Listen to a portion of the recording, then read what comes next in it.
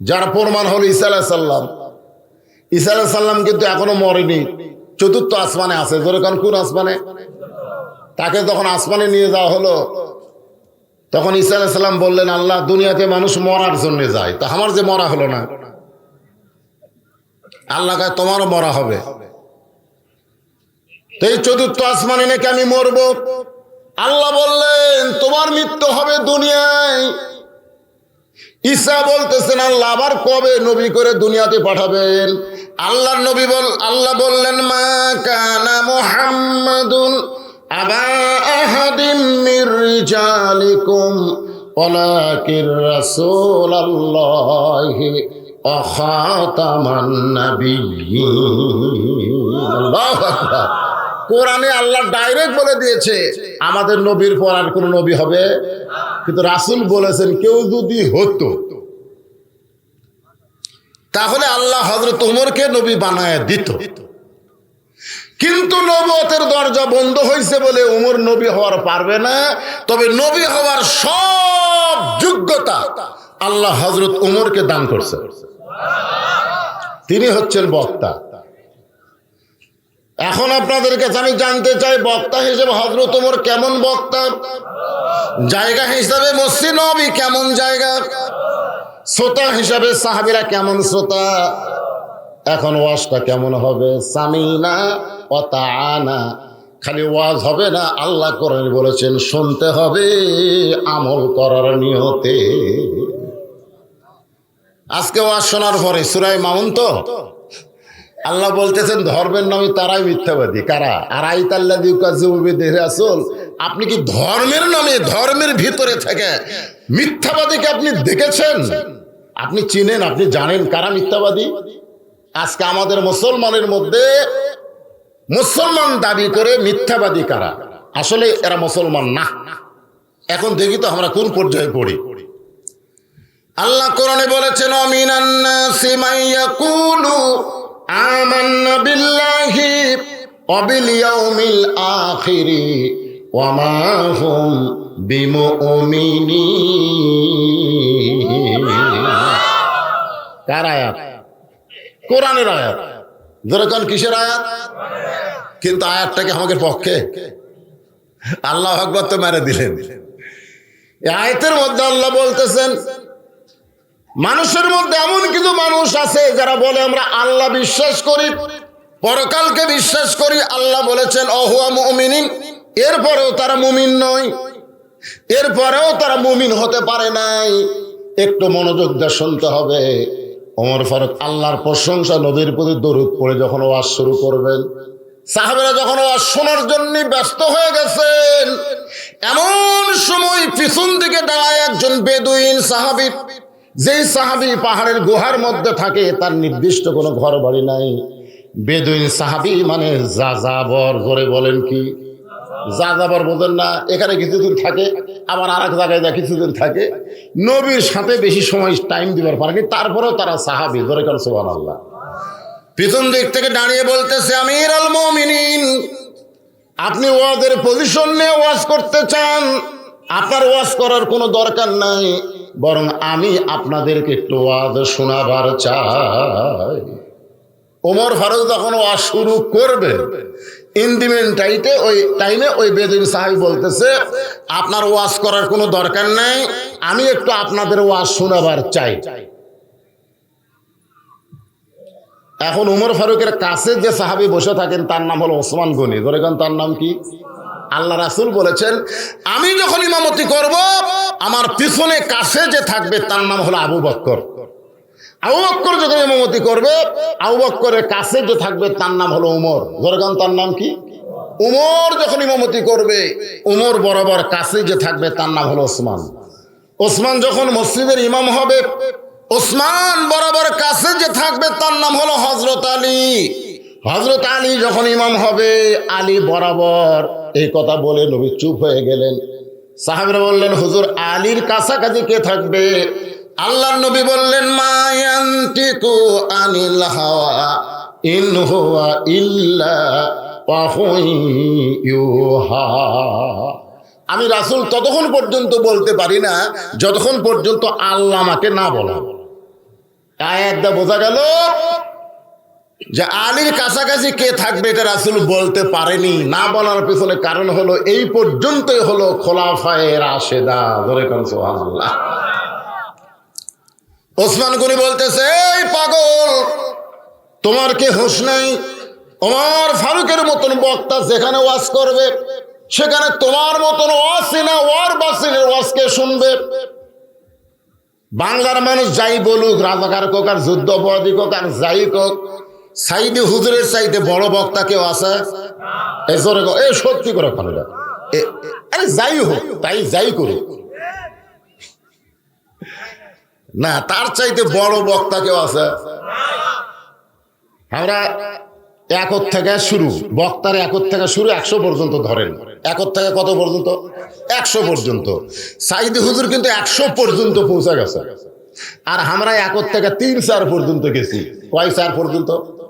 3-4, কেউ হয়তো 8-9, খুব বেশি হলো 10-12 পর্যন্ত গেছে, কিন্তু ওই পর্যন্ত আমরা যাই বলি তার চাইতে বড় বক্তা এই বাংলার জমিনে আর কেউ, সবাই এক বাক্যে বলেন, আর কেউ নাই। সেই সাইদি হুজুর যদি ওয়াজ করে আর আমার মতন বক্তা যদি কয়, হুজুর আপনার ওয়াজ শোনার টাইম নাই, আমি একটু ওয়াজ আপনাকে শোনাবার চাই। আরে কাক শোনাবার? যারা শোনাবার চাচ্ছ তারা কি টাইম দিবে তোমার? সঙ্গে সঙ্গে হযরত ওমর আল্লাহর কোরআন থেকে তেলাওয়াত করলেন, আতিউল্লাহ ওয়া আতিউর রাসূল ওয়া উলিল আমরি মিনকুম। আল্লাহর আনুগত্য করো, নবীর অনুসরণ করো, আমি যে তোমাদের আমির, আমাকে কি তোমরা মানো? সমস্ত সাহাবী বলতেছে 100 বার মানি, 1000 বার মানি। ওমর ফারুক বললেন, তাহলে তোমরা বলো এখানে বক্তাকে? সবাই বলতেছে আপনি বক্তা। তাহলে আমার ওয়াজ বন্ধ করতে বলেছে। আমি কিছু না বলার আগে ওসমান গনি কেন দাঁড়ায় গেল? এটা কি আমিরকে মানা হলো? যে আমি ওমর কিছু বলার আগে কথা বলতেছে বক্তার বিরুদ্ধে, যে আপনার ওয়াজ করার দরকার নেই, আমি ওয়াজ শোনাবার চাই, তাহলে আমি কিছু বলার আগে ওসমান গনি তুমি দাঁড়ায় গেলে কেন? সঙ্গে সঙ্গে ওসমান গনি বসে গেছে। ওমর ফারুক যখন সাহাবী ছিলেন তখন ছিলেন 1 নম্বর গরম। 1 নম্বর কি গরম? আল্লাহ রাসূল বলেছে আমার 4টা সাহাবী 1 নম্বর।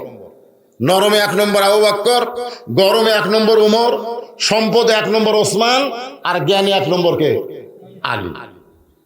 কিন্তু হযরত ওমর যখন থেকে খলিফা হয়েছেন, বাংলাদেশের মতন 96টা দেশের রাষ্ট্রপতি হয়েছেন, তখন থেকে তার মতো নরম আর কেউ ছিল না। দরকার সুবহানাল্লাহ। তাহলে এই কোরআনের কারসাজি কি? কোরআনের কারসাজি হলো কোরআন যাকে নেতা বানায় দিবে সেই নেতাটা নরম হবে না গরম হবে? আর আমাদের বাংলাদেশের নেতারা নরম, মাজা খাড়া হয় না, মাথা খারাপ হয় না, তারপর 2 হাত দিয়ে ডাকে খেলা হবে, খেলা হবে। জোরে কর কথা, তুই কি খেলবো রে? তোর মাথায় তো খারাপ হয় না। যার যা আছে তাইলে বার হও, এটা কোনোদিন নেতার বক্তব্য হতে পারে না, এটা হলো মাস্তানদের বক্তব্য। জোরে কর কথা, ঠিক কেন?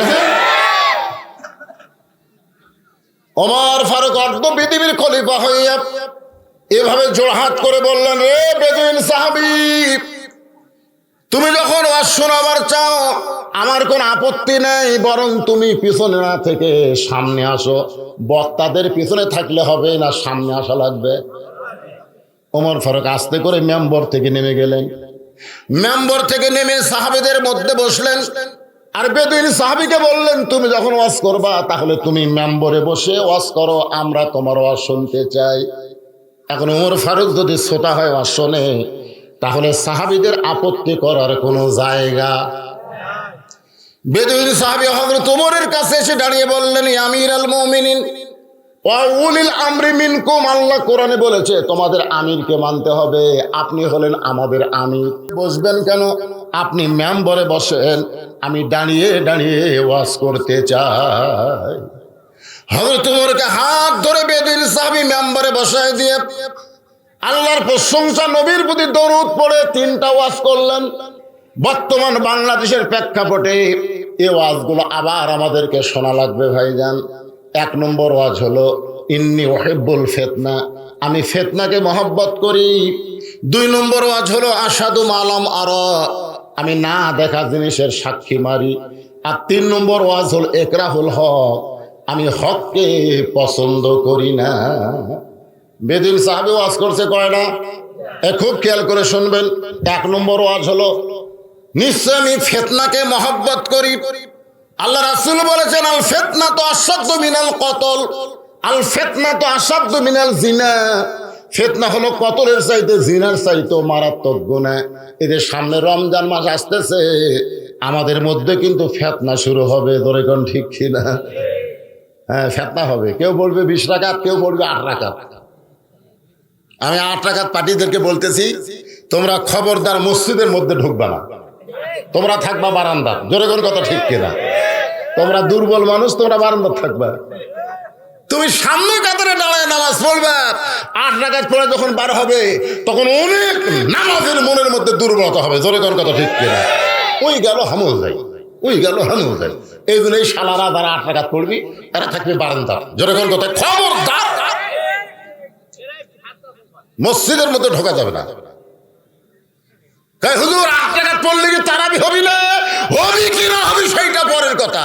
রমজান মাসে একটা নফল ইবাদত করলে অন্য মাসে একটা ফরজের সমান সওয়াব হয়। সওয়াব কম না বেশি? 1 টাকা দান করবেন রমজান মাসে, অন্য মাসে 70 টাকা দান করো সমান সওয়াব। এই জন্য রমজান মাসে দেখবেন কারো দরজা বন্ধ থাকে না। এক ফকির আমাকে কয়, হুজুর 11 মাস বসে থাকা খাই হুজুর, রমজানের টাকা নিয়ে আমাকে আর ভিক্ষা করা লাগে না।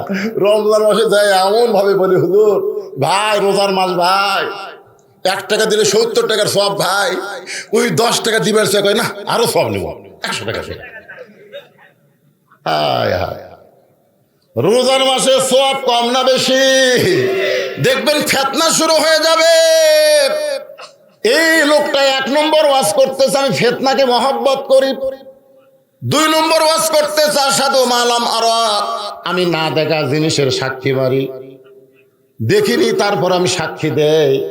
69 সালে জন্ম নিয়ে 71-এর যুদ্ধ অপরাধী সাক্ষী দিছে। 71 সালে নাকি নারী নির্যাতন, ঘর বাড়ি পুরানোই দেখছে।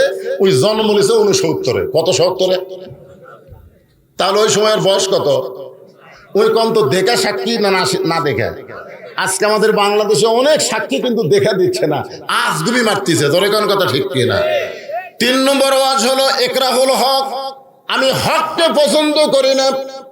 ওমর ফারুক তাকায় দেখে প্রত্যেকটা সাহাবীর চেহারা রক্তের মতো লাল হয়ে গেছে। কারণ ওয়াজের নামে বকওয়াজ করা যাবে। আজকে আমাদের বেগম মমতাজ ওয়াজ করতেছে। বেগম মমতাজ একটা নাই, সিয়াসাত্তার হাফেজ। সংসদের মধ্যে কয় আমি সিয়াসাত্তার সব পড়েছি, ওই ওয়াজ করতেছে। আগে করো এমন আখেরের কাজ, ধ্যান যোগে হয় দিলের নামাজ। ও তোমার পাঞ্জে গানা নামাজ পড়া লাগবে না। ওরে শরীয়তের মৌলানা, চোখ 2টা করলা কানা। কোরআন হলো 90 পারা, তোমরা খুঁজা পাইলা না। আপনারা বলেন তো কোরআন কয় পারা? কিন্তু এই বেটি কয় পারা কয়? 90 পারা কয়। 30 পারা হলো জাহেরিয়া, 60 পারা হলো বাতুনি। এই বাতুনি কোরআন যারা শিখেছে তাদেরকে 5 ওয়াক্ত নামাজ পড়া লাগবে না। আল্লাহর সঙ্গে তাদের মিলন হবে অন্যভাবে। তারা মারেফতের দোহাই দিয়া এই ভণ্ডামের গান 90% মুসলমানের বাংলাদেশে বলতেছে। মানুষ কিন্তু ওই গান শোনা রাগ করে না। ধরে কোন কথা ঠিক কিনা? ওমর ফারুক বললেন, হে বেদুইন সাহাবী, ওয়াজ করবার চাইছো ওয়াজ করবা, কিন্তু বকওয়াজ করলা কেন? ওয়াজ পাল্টাও। এ ওয়াজ মুসলমানের সামনে চলবে না। আগে করের মন আখেরের কাজ, ধ্যান যোগে হয় দিলের নামাজ। এ ওয়াজ কি বাংলাদেশে চলবে? 5 ওয়াক্ত নামাজের দরকার আছে না নাই? জোরে কোন আছে না নাই? 1 ওয়াক্ত নামাজ যদি না পড়ে, রাসূল যে গরম হচ্ছে, মান তারাকা সালাতু মুতাম্মিদান ফাকাদ কাফারা। 1 ওয়াক্ত ইচ্ছা করে 1 ওয়াক্ত নামাজ যারা বাদ দিল, আল্লাহর সঙ্গে তারা কুফরি করলো। কিন্তু নাউজুবিল্লাহ আসতে কোন জোরে কথা যায় না? নাউজুবিল্লাহ কোলেও যা সওয়াব হবে, সুবহানাল্লাহ বললে একই সওয়াব হবে। নাউজুবিল্লাহর শেষে আল্লাহ আছে না নাই? সুবহানাল্লাহর শেষে আল্লাহ আছে না নাই? আলহামদুলিল্লাহর শেষে আল্লাহ আছে না নাই? ইন্না লিল্লাহর শেষে আল্লাহ আছে না নাই? তো নাউজুবিল্লাহ তো সওয়াব। নাউজুবিল্লাহ যখন বলা দরকার বলতে রাজি আছেন? জায়গা মতো বলতে হবে, সব জায়গায় নাউজুবিল্লাহ কয়ে কাম হবে না, জায়গা মতো ভালো লাগবে। একটা ছেলে দাঁড়ায় পেশাব করতেছে, ওটা দেখে এক মুরব্বী মসজিদের বারান্দায় কয় নাউজুবিল্লাহ নাউজুবিল্লাহ। আর একজন শোনা কয় মুরব্বী নাউজুবিল্লাহ কেন?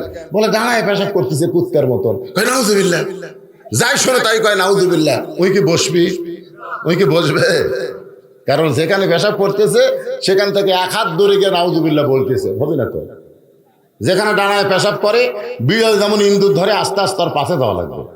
যাই একে পেশাব করতেছে তো ওই অবস্থায় নাউজুবিল্লাহ। ওই ভয়ের ঠেলায় এত জোরে সেন টানবি চামড়া আটকে যাবি। জোরে কোন কথা ঠিক না? নাউজুবিল্লাহর দরকার আছে ভাই, তবে জাগা মতো মারা লাগবে। রাজি আছেন? ওমর ফারুক বললেন ওয়াজ পাল্টাও। সঙ্গে সঙ্গে বেদুইন সাহাবী বলতেছে আমিরুল মুমিনিন, আমি যে ওয়াজ করতেছি এর চাইতে সুন্দর ওয়াজ পৃথিবীটার একটাও নাই, কিন্তু আপনারা বুঝবার পারতেছেন না। বেদুইন সাহাবী ওমরকে লক্ষ্য করে বলতেছে আমিরুল মুমিনিন, আমি যে ওয়াজ করতেছি কয়টা, এর চাইতে ভালো ওয়াজ পৃথিবীতে আর একটাও নাই, কিন্তু আপনারা বুঝবার পারতেছেন না। সমস্ত সাহাবী আগুনের মতন শেয়ার হয়ে গেল। শালা কয় কি ভাই, তুই পাহাড়ের গোয়ার থাকিস, নবীর সহমতি তুই খুব একটা পাসনি, ওই দাঁড়িয়ে থাকা সাহাবী, তুই বসার টাইম তোর হয়নি। সমস্ত সাহাবীরা যখন গরম হয়েছে, না জানে কি একটা হয়ে যাবে, হযরত ওমর অত্যন্ত চালাক মানুষ ছিলেন, যার কারণে গণগণের ধোলাই থেকে বাঁচানোর জন্য এই বেদুইন সাহাবীকে জেলখানায় বন্দি করলেন।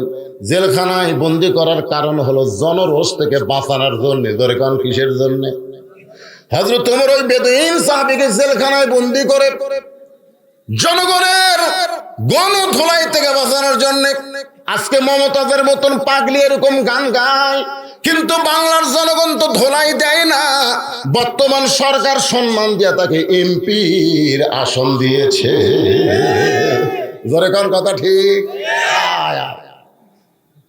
হাই রে মমতাজ রে,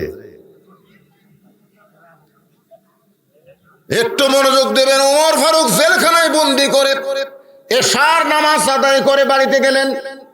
আপনারা আজ থেকে সিদ্ধান্ত নেবেন, আমরা জোহরের নামাজ না পড়ে দুপুরের খাওয়া খাবো না, রমজান মাস ছাড়া। আবার রোজার মাসের এই সিদ্ধান্ত নেন না। 11 মাস যে আমরা খাই না, তো কি সিদ্ধান্ত নেবেন? জোহরের নামাজ ছাড়া জোহরের খাওয়া খাবো না, এশার নামাজ না পড়ে রাতের খাওয়া খাবো না। খালি সিদ্ধান্ত নেন, দেখেন নামাজের মধ্যে মন কেমন বসে, একে রুটিন করেন। হযরত ওমর এশার নামাজের পরে বাড়িতে যাইতেন। বাড়িতে যাওয়ার পরে দেখে তার বিবি দস্তরখানায় খাবার রেডি করে দূরে দাঁড়ায় আছে। ওমর ফারুকের বিবি খাবার দস্তরখানায় দিয়ে দূরে দাঁড়িয়ে থাকার কারণ হলো ওমর ফারুক খাবার ব্যাপারে অত্যন্ত লাজুক মানুষ। হযরত ওমরের একটা স্বভাব হলো খাওয়া দাওয়া যখন শেষ হয় তখন 2 হাত তুলে বিবির জন্য দোয়া করে, আল্লাহ যে বউটা আমাকে কষ্ট করে রুটি হালুয়া তৈরি করে দেয়, আমাকে খাবার পাক করে সামনে দেয়, এই বউটাকে আল্লাহ তুমি জান্নাত দিও, আল্লাহ জান্নাত দিও। আমি ওমর যখন জান্নাতে যাব, আমার ওই বউটাকে আমার সঙ্গে জান্নাতে দিও। আমি জান্নাতে হুর গেলমান চাই না আল্লাহ, আমার আব্দুল্লাহর মাকে নিয়ে জান্নাতে থাকতে চাই আল্লাহ। কারণ যারা কোরআন পড়ে, এই কোরআন যারা বোঝে, তারা বিশ্বাস করে হুর গেলমানের চাইতে তার বউ অনেক সুন্দর হবে। কারণ আল্লাহ দেখেন মানুষ সৃষ্টি করার আগে 4টা শপথ করেছেন। 4টা শপথ করেছে। কয়টা? জোরে কোন কয়টা? 4টা শপথ করছে। দেখেন মানুষ সৃষ্টি করার সম্পর্কে কি বলতেছে আল্লাহ, দেখেন। অত্তিন কয়টা হলো? ওয়াজ্জাইতুন কয়টা হলো? অতুরি সিনিন ওয়াহাজাল বালাদিল আমিন। 4টা শপথ করে আল্লাহ বলতেছেন, লাকাদ খলাকনাল ইনসানা ফি আহসানি তাকবীর। তাকবীর মানে এইটুকু, সর্ব উত্তম আকৃতি দিয়ে মানুষকে আল্লাহ সৃষ্টি করেছে, ধরে কোন সুবহানাল্লাহ। তাহলে হুর মানুষ না আপনার বউ মানুষ? কথা কয় না কেন? জান্নাতের হুর মানুষ না আপনার বউ মানুষ? তাহলে হুর সুন্দর না বউ সুন্দর? একেবারে জোরে কলে কি হয় রে? জোরে কর, হুর সুন্দর না বউ সুন্দর? তাহলে জান্নাতে হুর লিবেন না বউ লিবেন? ওমর ফারুক জানে বুঝায় হুরের ধান্দা করেনি, বরং দুই হাত করে বলতেছে, আল্লাহ, যে আব্দুল্লাহর মা এত কষ্ট করে আমাকে রুটি হালুয়া তৈরি করে দেয়, আমার সে আব্দুল্লাহর মাকে নিয়ে আমি জান্নাতে থাকবার চাই। এমন দোয়া যদি স্বামী করে তাহলে বইয়ের মনটা কেমন হবে? আর আমাদের কাম ফজর নামাজ দোয়া করতেছে, আল্লাহ আল্লাহ জান্নাত দিও, আল্লাহ জান্নাত দিও, আল্লাহ জান্নাতে হুর দিও আল্লাহ। বউ খালি কান খাড়া করে আপনি কে জান্নাত চালো বুঝলাম, কিন্তু হুর কি রে? মোনাজাত শেষ হলে স্বামীকে বলতেছে, স্বামী হুর কি? বলে হুর হলো সুন্দরী, তোর মতন বেসাই দুনিয়াতে ঠকছি ঠকছি, মরার পর আর ঠকবো না। বউ চিন্তা করে, যাক ভাত তরকারি পাক করে দেয়, কারেন্ট গেলে পাকার বাতাস করি, ফাটা পাঁচ ভেজলিন দিয়ে দেই, আর ই হামাক চাই না হুর চাই, এর খেদমত করে আমার কি হবে রে? পরদিন বউ ফজরের নামাজ পড়ে দোয়া করতেছে, আল্লাহ আমাকে জান্নাত দিও, জান্নাতে একটা হুরা দিও। স্বামী চিল্লায় বলে, বিবিরে হুরা কি? বলে হুরা হলো সুন্দরী যুবক, তোমার মতন পাও ফাটা না। আপনারা বলেন তো, ফেতনা বাড়বে না রহমত হবে? ওমর ফারুক হুর চায় না বউ চায়? দূরে দাঁড়িয়ে বউ এইটা শোনার জন্য লুকিয়ে থাকে। ওমর ফারুক দস্তরখানায় খাবার দেখে, খাবার বসে তিনি দোয়া পড়তেছেন। আপনাদের সামনে যখন খাবার আসবে, এই খাবারের মালিককে আরো বড় কন, এই জন্য একটা দোয়া আছে, সেই দোয়াটা আপনারা পড়েন, আল্লাহুম্মা বারিক লানা ফিমা রাযাকতানা ওয়া কিনা আযাবান্নার। কে রে ভাই, খাবার যখন সামনে আসে দোয়াটা পড়েন আপনারা? মুখস্থই নাই বলে।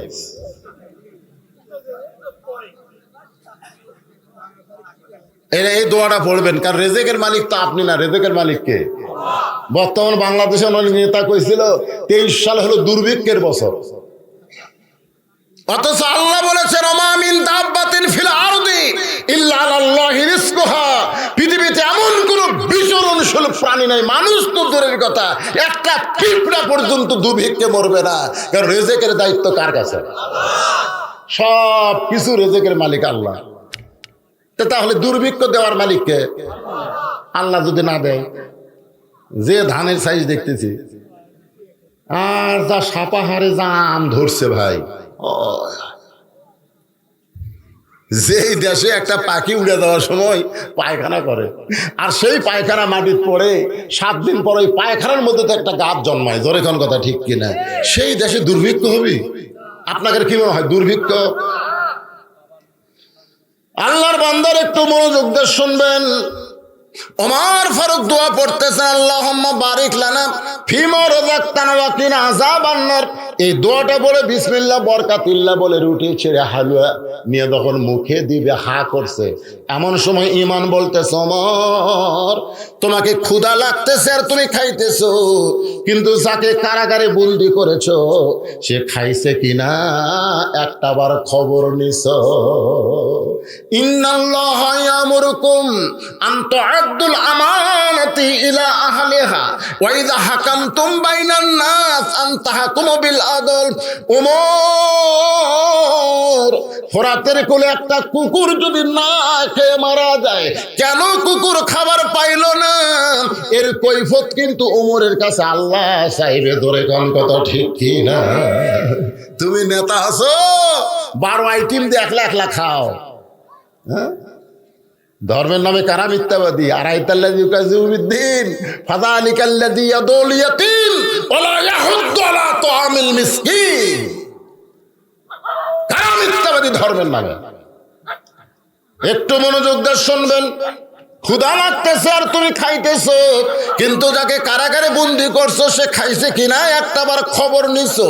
ওই হাকামতুম বাইনান নাস আন তাহকুমু বিল আদল, সঙ্গে সঙ্গে ওমরের হাতে কম্পন শুরু হয়ে গেল। রুটির জায়গা রুটি পড়ে গেছে, হালুয়ার জায়গা হালুয়া পড়ে গেল। ওমর ফারুক আর খাইতে পারলেন না। রুটি হালুয়া টোপলা করে ওই বেদুইন সাহাবী যে জেলখানায়, ওই জেলখানার দরজায় ওমর ফারুক সালাম দিয়ে বলতেছে, ভাইজান এই দেখো তোমার জন্য রুটি আর হালুয়া বন্দোবস্ত হয়েছে। বেদুইন সাহাবী মুচকি মুচকি হাসতেছে আর বলতেছে, আল্লাহর কোরআন দিয়ে যখন রাষ্ট্র চলবে তখন নেতার খাওয়া হবে না, কিন্তু কারাগারের বন্দীরা খাবার ঠিকই পাবে। লিল্লাহ এই আল্লাহর কোরআন দিয়ে যখন রাষ্ট্র চলবে তখন নেতার খাওয়া হবে কি হবে না সেইটা পরের কথা, কিন্তু কারাগারের বন্দীদের কাছে খাবার ঠিকই পৌঁছে যাবে। সুবহানাল্লাহ।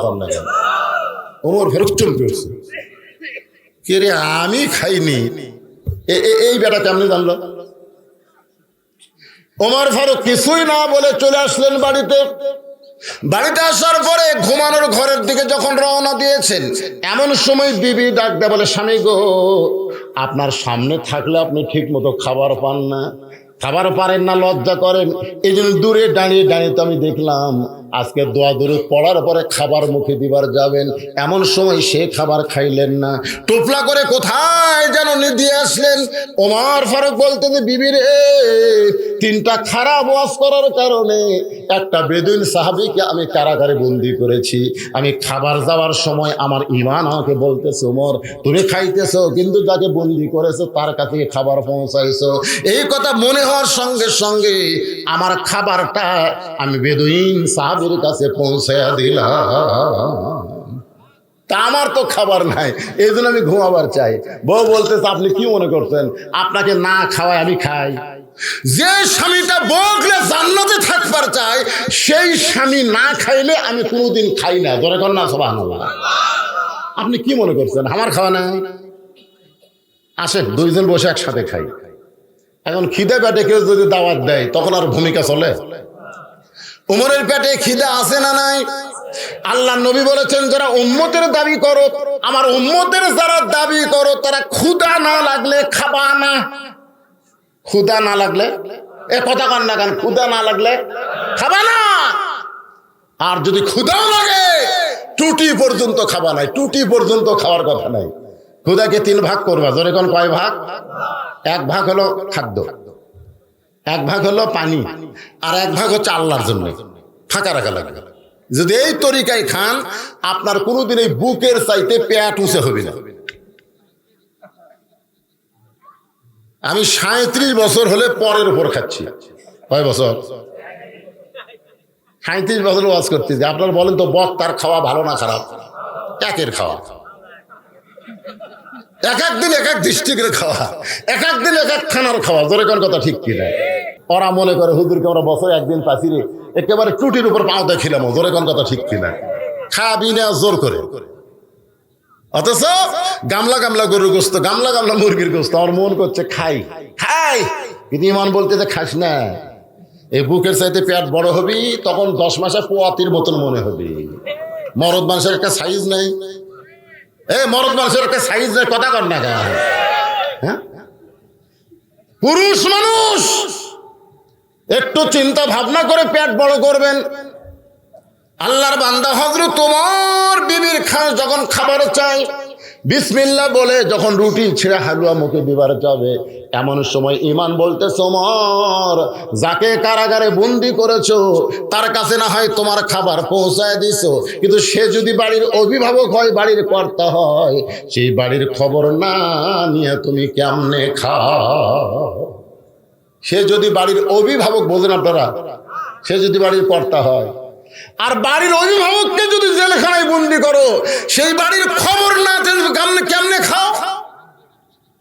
সঙ্গে সঙ্গে ওমর ফারুকের হাত থর থর করে কাঁপতেছে। রুটির জায়গায় রুটি, হালুয়ার জায়গায় হালুয়া। বউ বলে, স্বামী গো খাবার মুখে দিবার চান, কিন্তু সেই খাবার কেন পড়ে গেল?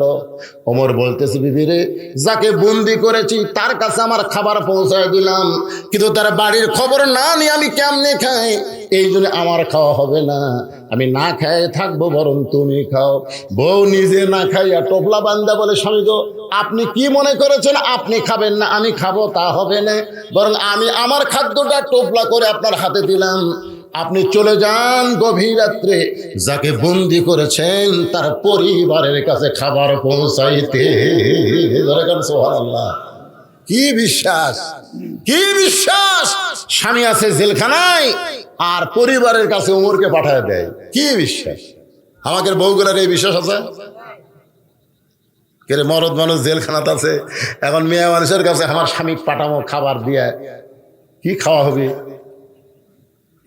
কথা কয় না, খালি বলছি, বুঝছেন, খালি আমি বলছি গল্পে গল্পে আমার চাওয়াতো ভাইয়ের বইয়ের চেহারা ভালোই সুন্দর। আমার বউ আমার কাছে উঠা দিয়ে বলতেছে, কবিতায় লুচ্চা হলেন এইগুলো কেন? কেন? তো আপনার ভাইয়ের বউ সুন্দর, আপনি আলেম হয়ে কেমনে দেখলেন? আপনি না ওয়াজ করেন পুরুষ মানুষের জন্য আল্লাহ আইন করেছে, কুল্লিল মুমিনিনা ইয়াগুদ্দু মিন আবসারিহিম, পুরুষেরা যখন রাস্তা চলবে নিচের দিকে তাকে থাকবে। তোর বউ সুন্দর, আপনি কেমনে জানলেন? আমি সেদিন থেকে কান ধরে তওবা করছি যে কোনো মেয়ে সুন্দর এটা আমার বউয়ের কাছে বলা যাবে না, দেখলেও বলা যাবে না। আমি দেখবো না, যদিও দেখি আর কোনোদিন বলবো না। বাবা কি বুঝতেছেন ভাই? মেয়ে মানুষেরা হুজুরকে সন্দেহ করে না, জোরে এখন করে না। আমার মালিক ভাই মাঝে মধ্যে আমাকে কল করে, বন্ধ, মোবাইল বন্ধ, কল ধরলে কয় ভাই কল করছি মোবাইল বন্ধ। আমি যে বন্ধ কেন রাখি ভাই, আপনি তো আর জানেন না। ভাই আমার মোবাইল সবসময় খোলা থাকতো, আমি ঘুমাই গেছি, ইতিমধ্যে একজন মোবাইল করছে আর বউ দৌড়ে ধরছে, ধরে দেখে মেয়ে মানুষ। আমার বউ বলতেছে, আপনি হুজুরের কাছে মেয়ে মানুষে কল করছেন কেন? তো কয় আমি হুজুরকে ভালোবাসি তো এই জন্য কল করছি। আমি তো ঘুমোর থেকে উঠে কিছুই জানি না, কি ঘটনা ঘটছে আমি জানি চাই, দেখে মুখ খালি ফুলে আছে। আমি বললাম, কে গো, তোমার দাঁতের ব্যাধ নাকি আবার বাড়ছে নাকি? কবে থেকে লুচ্চা হচ্ছে মেয়ে মানুষের সাথে কথা? আমি আশ্চর্য, এরকম গরম হলে কেন? আপনি ঘুম পাড়েন, এক মেয়ে কল করছিল, আমি কইলাম হুজুরের কাছে মোবাইল করছেন কেন? আমি ভালোবাসি। আমি কইলাম এইরকম কথা মেয়ে মানুষ কইছে, আমার বিশ্বাস হয় না, এই নাম্বার দাও। ওই নাম্বার আমি কল দিলাম, লাউড স্পিকার জোরে দিয়ে, বউ শোনার লাগবে তো, সন্দেহ করছে রে, হুজুরকে সন্দেহ করছে। লাউড স্পিকারটা আমি বললাম, মা গো, আমি ঘুমাইলে নাকি আপনি কল করছিলেন? আমার বউ কল ধরছিল, লাউড স্পিকার দিচ্ছে, এখন বলতেছে এইরকম বদমাইশ বউলে আপনি কেমনে সংসার করেন? আমি কই জোরে শব্দ দিয়েও তো বিপদের ব্যাপারে। আমার বউ বল, দেখি কি কয়, কি কয় শোনো। আমার বউকে বদমাইশ বলো মানে? তুমি কেমনে বলো তুমি আমাকে ভালোবাসো? বলে আল্লাহর শপথ করে বলতেছে হুজুর, আমি বলছি আপনার ওয়াজকে ভালোবাসি। আমি আর বউকে বললাম, কি রে, আমার ওয়াজ না আমার একটা হলি হলো, ভালোবাসবি কে? যে মেয়ের আমার ওয়াজ শুনবার আইছে এরা হয়তো হামাক ভালোবাসেন, আমার ওয়াজ ভালোবাসে, জোরে কোন কথা ঠিক কিনা? অনেক পুরুষই তো হামাক কয়, হুজুর আমার বউ, আমি তখন ঘুমাই দেখে আপনার ওয়াজ চুপ করে শোনে, আপনার ওয়াজ খুব ভালোবাসে, তাই বলে ওর বউ হামাক ভালোবাসে? ওয়াজ ভালোবাসে। এইরকম সন্দেহ মেয়েদের মনে আছে না নাই? কিন্তু হযরত ওমরের বিবি বলতে, স্বামী গো, আমার খাবার টোপলা করে তার পরিবারের কাছে আপনি পৌঁছায় দেন। গভীর রাত্রে বাংলাদেশের মতন ৯৬টা দেশের খলিফা হযরত ওমর, ধরে কান সুবহানাল্লাহ, ওই খাবার টোপলা নিয়ে পাহাড়ি এলাকায় খুঁজতেছে বেদুইন সাহাবীর বাড়ি কোথায়। হঠাৎ হযরত ওমরের কানে একটা শব্দ ভেসে আসতেছে, একটা ছোট্ট বাচ্চা বাবা বাবা বাবা বাবা বলে কাঁদতেছে। ওমর ফারুক ওই বাবা বাবা বলে কান্না ছেলের কাছে গিয়ে বললেন, বাবা তুমি এইরকম রাস্তায় দাঁড়িয়ে কেন কাঁদতেছো? ছোট্ট বাচ্চা বলতেছে, কে গো পথিক, এই গভীর রাত্রে আমার কান্না তোমার কলিজায় লাগছে, আমার বাবা সকালবেলা বের হয়ে গেছে, সন্ধ্যার সময় বাবা বাড়ি ফেরত আসে, কিন্তু এত রাত হয়ে গেল এখনো পর্যন্ত বাবা বাড়িতে আসে নাই। আমার বাবা ছাড়া আমি খাইও না, বাবা ছাড়া কোনোদিন ঘুমাইও না। ওমর ফারুক বুঝতে পারলেন যে এই ছেলেটার বাবাকেই তো কারাগারে বন্দি করা হয়েছে। সুবহানাল্লাহ না কেন? ওমর ফারুক বললেন হিকমতের সাথে, বাবা তোমার বাবাকে কোন একটা কাজে আটকে দেওয়া হয়েছে, কোন একটা কাজে তোমার বাবা ব্যস্ত আছে, আজকে তোমার বাবা আসতে পারবে না। আমি তোমার বাবার দরদ নিয়ে এই দেখো তোমার জন্য খাবার আনছি বাবা, আমি তোমার বাবা হইয়া তোমাকে একটু খাবার চাই। সঙ্গে সঙ্গে ছোট ছেলে চিৎকার করে বলে, পথিক তুমি কি আল্লাহর কোরআন পড়ো না? সুবহানাল্লাহ কোন? উমর ফারুককে ছোট বাচ্চা বলতে যে, পথিক রে তুমি কি আল্লাহর কোরআন পড়ো না? আল্লাহর কোরআন যদি পড়ে থাকো তাহলে এই কথা তুমি কেমনে বললা? আল্লাহ কোরআনে বলেছেন, ওয়াকাযা রাব্বুকা আল্লা তা'বুদু ইল্লা ইয়াহু ওয়া বিল ওয়ালিদাইনি ইহসানান। জোরে কান সুবহানাল্লাহ। আল্লাহর পরে, আল্লাহর ইবাদতের পরে, আল্লাহর ইবাদতের মধ্যে কাউকে ঢুকান চলবে না, কিন্তু আল্লাহর গোলামির পরে, ইবাদতের পরে বাপ মার প্রতি ইহসান করো, দয়া করো, ভক্তি করো। ছোট্ট বাচ্চা বলে, প্রতিক্রিয়া তুমি ভালো মানুষ এটা আমি জানি, তুমি আমার জন্য খাবার আনছো রাতের বেলা এটাও আমি জানি, কিন্তু তুমি এমন কথা বলেছো সেই কথা আমি মানতে পারতেছি না, কারণ আমার বাবার জায়গায় দুনিয়ার কোনো মানুষকে বাবার জায়গা দিব না। সুবহানাল্লাহ কন্যা। আমি কোরআন পড়ার পরে বিশ্বাস করেছি বাবার জায়গায় কোনো মানুষকে বাবার জায়গা দিব না। তাহলে বাবা কয়টা? কথা কয় না রে, কথা কয় না। বাবা কয়টা? আপনাদের বাবা কয়টা? একটাই আছে। শ্বশুর কি? শ্বশুর কি বাবা না আব্বা? কথা কয় না। একবার ইব্রাহিম নবী গেছে ইসমাইল নবীর বাড়ি, ইসমাইল নবীর বাড়িতে গেছে ইব্রাহিম নবী। কোন নবী? যা দেখে দরজা বন্ধ, ডাক দিচ্ছে, বাবা ইসমাইল, বাবা ইসমাইল। বাড়ির মধ্যে কে এমন চিল্লে? ইসমাইল কে? ইব্রাহিম নবী চমকে উঠছে, যেটা তো ইসমাইলের বউ হবি রে। হাই রে মেয়া মানুষের গলা রে। তো ইব্রাহিম নবী চলে যাচ্ছে, যাওয়ার সময় এক লোকের সাথে দেখা, বলতে যে হুজুর আপনি কে? বলে আমি যাই হোক ইসমাইল আমার বেটা। যদি আমার ইসমাইলের সঙ্গে দেখা হলো, আমার তো হলো না, দেখা হলে খালি বলবা ঘরের চৌকাঠ যেন পাল্টাই। ঘরের কি পাল্টায়? চৌকাঠ যেন পাল্টায়। এই কথা বলে ইব্রাহিম নবী চলে গেছেন। কিছুদিন পরে ইসমাইল নবী আসলে লোকটার সঙ্গে দেখা, সালাম দিয়ে বলতেছে আপনার বাবা আইছিল। যেই শুনছে বাবা আইছে ওই রে কান্না শুরু। কান্দেন কেন? বাবা একটা ওসিয়ত করছে ঘরের চৌকাঠ পাল্টান লাগবে। ইসমাইল বুঝবার পারছে এই চৌকাঠ মানে কোন চৌকাঠ। চৌকাঠত ঘুম ধরছে তো পাল্টান লাগবে না। তা আইসা বাড়ি দরজা খুলতে বউ কয় কেমন আছে? এই তুই তালাক। কেমন কি বলে তালাক? তোর বাপ তালাক। কেন তালাক? তোর মা তালাক। আরে কিছু কথা না বলে তা তুই 14 গোষ্ঠী তালাক। এ ওয়াজ আমি করছি অনেক আলেম কাছে, হুজুর মানুষ তার বউ তালাক দিবি, তাই বলে 14 গোষ্ঠী তালাক কেমনে হলো? আমি বলে ঠিক আছে তুমি তোর বউ তালাক দেয়, শ্বশুরকে আব্বা করে যাও। তুমি তোমার বউ তালাক দেয়, শ্বশুরকে সালাম দেখে আব্বা কেমন আছেন কি কয় খালি এরা শুনবে। আমি তখন কি বলে, তোর কে? তোর আব্বা রে। আমার মেয়ে যতদিন তোর বউ ছিল ততদিন আমি তোর শ্বশুর ছিলাম, আমার মেয়ে যখন তোর বউ নাই আমিও তোর শ্বশুর নাই। আম্মা আম্মা কয়ে ফেনা তুলতেছেন, বউ ছাড়া দিয়ে দেখুন আম্মা দেশি মুরগি জব করে এক সুন্দর ভাত খেলেন আম্মা। আম্মা ঝাঁটা বের করে, কে তোর আম্মা রে? আমার মেয়ে তালাক দাও মানে আমাকেও তালাক দাও। তার মানে কি বোঝা গেল? বউ তালাক দিলে তার 14 গোষ্ঠী তালাক হয়ে গেল। জোরে কোনো কথা ঠিক না? তালাক মানে কি? সম্পর্ক ছিন্ন করা। একটা মাত্র বাবা কলিজার মধ্যে রাখতে হবে। আমরা অনেকে ভণ্ড পীরের মুরিদ, তারা বলে আমার দয়াল বাবার দরবারেতে কেউ ফিরে না খালি হাতে। আর আমাদের একটা বক্তাও তো আছে, ওর বাপের কোনো হিসাব নাই। শালি বাবা, কেল্লা বাবা, দয়াল বাবা, খালি বাবা আর বাবা। তাহলে বাবা কয়জন? সেই বাবার জায়গায় দুনিয়ার কাউকে আমি ঢুকাবার পারবো না, ওই বাবা ছাড়া আমি খাইও না, বাবা ছাড়া আমি ঘুমাই না। সঙ্গে সঙ্গে হযরত ওমর ওই বাচ্চাকে কান্দে তুললেন। সুবহানাল্লাহ কোন অর্ধ পৃথিবীর খলিফা হযরত ওমর ওই ছোট বাচ্চাকে কান্দে করে ওই বেদুইন সাহাবীর কারাগারের দরজায় ছোট্ট বাচ্চাকে নামায় দিয়ে হযরত ওমর একটু দূরে গিয়ে দাঁড়াইছে। ওই বাচ্চাটা কারাগারের দরজায় গিয়ে বলতেছে, বাবা আপনাকে ময়না পাখির মতন খাঁচায় কে বন্ধ করেছে? বাবা সন্ধ্যার সময় বাড়িতে যান, আপনি কি জানেন না আপনি ছাড়া খাইও না, আপনি ছাড়া ঘুমায় না। আজকে আমি খাইনি বাবা, আমি ঘুমাইনি বাবা, কিন্তু আপনাকে এই খাঁচায় ময়না পাখির মতন কে বন্ধ করে রাখছে? বাবা চোখের পানি বলতেছে, কাউয়ারা কোনোদিন বন্ধ হয় না। কাউয়া জোরে কোন কি?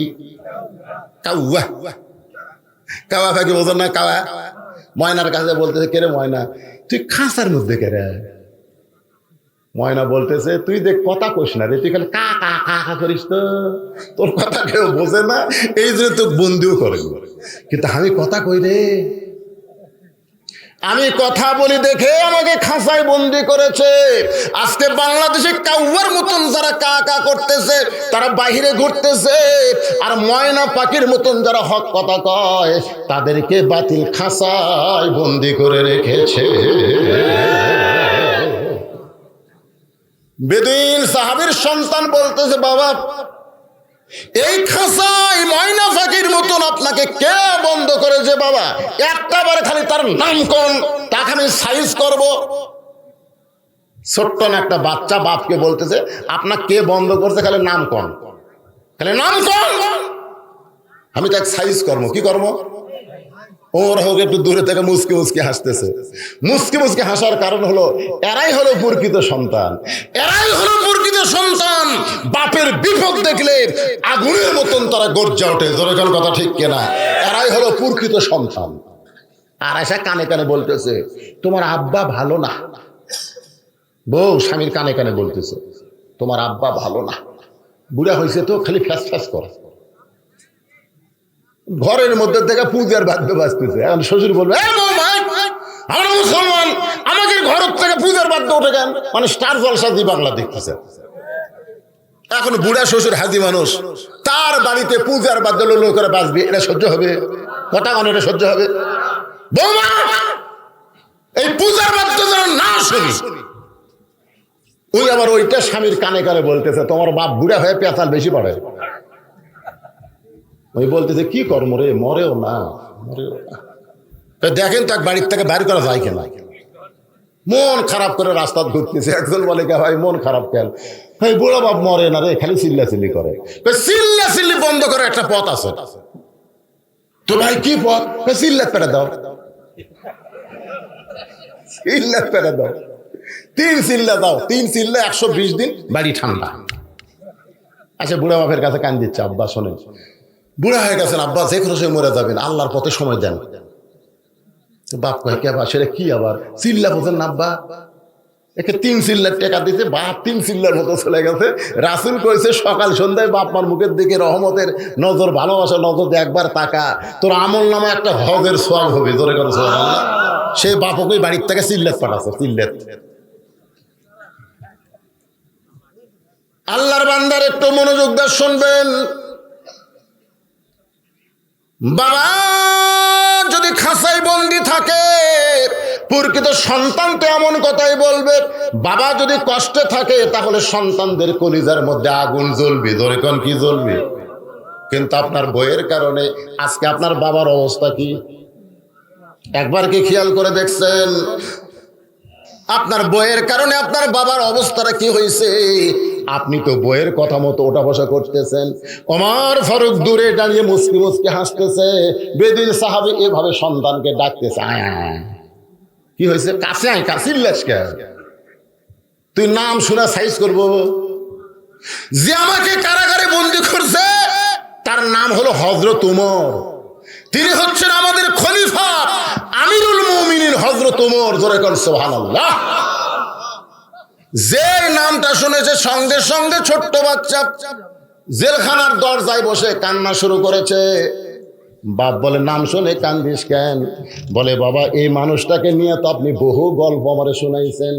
ছোট বাচ্চারা যখন দুষ্টামি করে, ছোট বাচ্চারা যখন দৌড়াদৌড়ি করে, তাদেরকে শান্ত যদি করবার চান তাহলে একটা মহামানবের জীবনী শোনার লাগবে। ধরে কোন ঠিক কিনা? ভাই পিছনে কি গল্প ধরলেন শোনার চান? এই মহামানব বোঝেন আপনারা? মহামানব বোঝেন না? একটা ভালো মানুষের জীবনী শোনার লাগবে। বাবা যে উমর আপনাকে কারাগারে বন্দি করছে, সে উমর সম্পর্কে আপনি তো অনেক গল্প করেছেন। একদিন বেদুইন সাহাবী তার সন্তানকে কোলের মধ্যে নিয়ে বলতেছে, আল্লাহ আমাদেরকে ভাগ্য গুণে একটা আমির দিয়েছে, তার জীবনের একটা গল্প শোনো। এখন ছেলে বলতেছে, বাবা কি গল্প? বেদুইন সাহাবী বলতেছে, হযরত ওমর দুনিয়ার সব মানুষ যখন ঘুম পাড়ে তখন হযরত ওমর ঘুম পাড়ে না।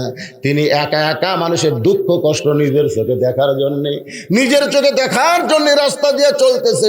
হঠাৎ ঘরের মধ্যে থেকে আওয়াজ আসতেছে। উমর ফারুক একটু কান লাগালেন, দেখি কি আওয়াজ হয়। মা তার মেয়েকে বলতেছে, দুধের মধ্যে পানি দে, দুধের মধ্যে পানি দে, 500 দুধ 100 পানি 600 বিক্রি করব।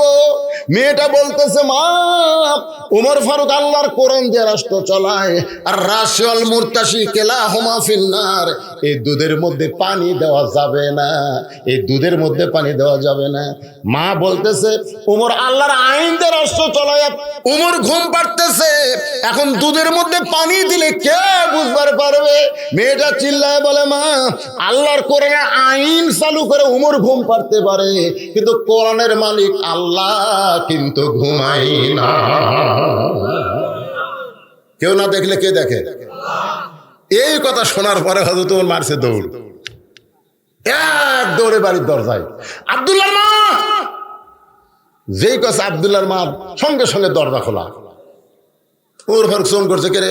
আমি সন্ধ্যার সময় এসার পরে বাড়ির থেকে বের হই, তাহাজ্জুদের সময় না হলে আমি আসি না।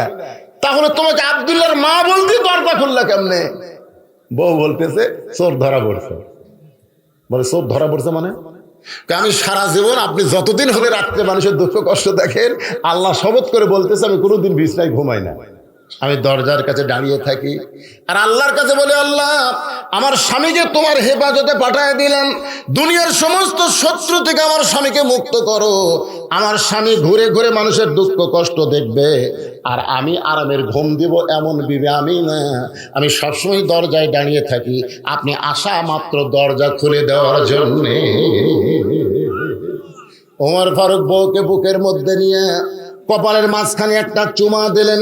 আল্লাহ রাসূল বলেছেন, তোমার বিবির 2 ভুরুর মাঝখানে তুমি যদি একটা চুমা দাও, তোমার আমল নামায় একটা ওমরা হজের সওয়াব আল্লাহ দিয়ে দিবে। সুবহানাল্লাহ, ধরে কর। এই দেখেন, এই হুজুর, তুই কি আছে বাবা? কি আপনার কি বিরক্ত হচ্ছে? এই যে দেখেন, আমার দিকে দেখেন, এই যে 2 ভুরুর মাঝখানে, এই ভুরুর মাঝখানে মিডল পয়েন্টে একটু শব্দ করবেন, একটু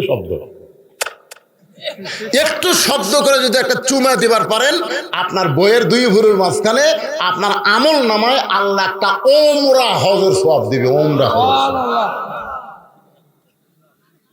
আমি বহু হুজুরকে বলছি, কে ভাই আপনার বইয়ের ভুরু দেখছেন কোন দিকে? না, হুজুর দেখার টাইম পাইনি, তার মানে চুমাই দেয়নি। কারণ চুমা দিবার গেলে দেখে পাবি না, এ কতক্ষণ দেখে পারবে, কে পারবে না? আমার মায়েরা বোনেরা যারা আছেন একটু মনোযোগ দিয়ে শোনেন। ওমর ফারুক তার বিবিকে বলতে, বিবি গো, আব্দুল্লাহর বউ পাওয়া গেছে। আব্দুল্লাহ হলো ওমর ফারুকের ছেলে। বলে আব্দুল্লাহর বউ পাওয়া গেছে। আব্দুল্লাহর মা ওমর ফারুকের চুম করছে। চুমকে উঠলে কেন? আমি তো জানি আপনি রাতের অন্ধকারে মানুষের দুঃখ কষ্ট দেখবার যান, আপনি যে বেটার বউ খুঁজবার যান, এইটা তো আমি জানি না। ওমর ফারুক বলতেছে, বিবিরে ভাগ্য যদি ভালো হয়, কি কয় একটা কথা নাই, আল্লাহ যদি দেয় সাপ্পড় ফেলে দেয়। ধরে কোন কথা ঠিক কেন?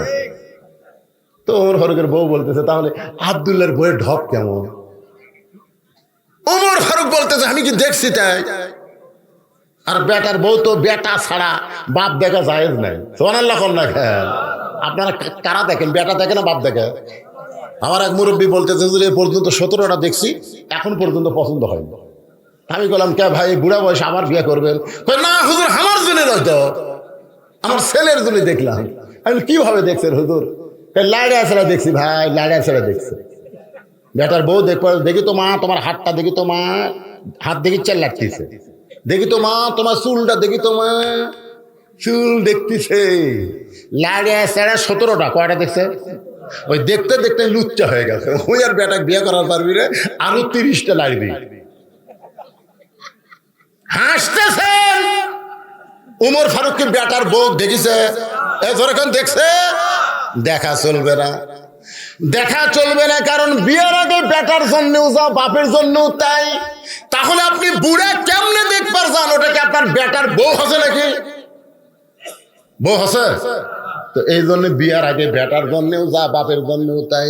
ওমর ফারুক বললেন, বিবি গো, আমি শুনতে পাইলাম, আমি এমন একটা কথা শুনেছি, ওই মেয়েটার সঙ্গে যদি আমার আব্দুল্লাহর বিয়া হয়, তাহলে আব্দুল্লাহর বইয়ের পেট থেকে যে সন্তান হবে, ওই সন্তানটা আল্লাহর ওলি হবে। সুবহানাল্লাহ। ওই মেয়েটার সঙ্গে হযরত ওমরের ছেলে আব্দুল্লাহর বিয়া হলো। সেই মেয়ের পেট থেকে যে সন্তান হলো, সেই সন্তানটা হলো উমর ইবনে আব্দুল আজিজ। তার জীবনে পড়ে দেখবেন, সে এত সুন্দর মানুষ।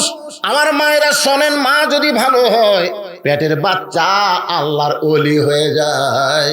ওমর ফারুক সম্পর্কে এমন গল্প আপনি আমারে শোনাইছেন বাবা, আজকে সেই মহামানবটা আপনাকে জেলখানায় বন্দি করলো। আমার মনে হয় আপনি দোষ করেছেন।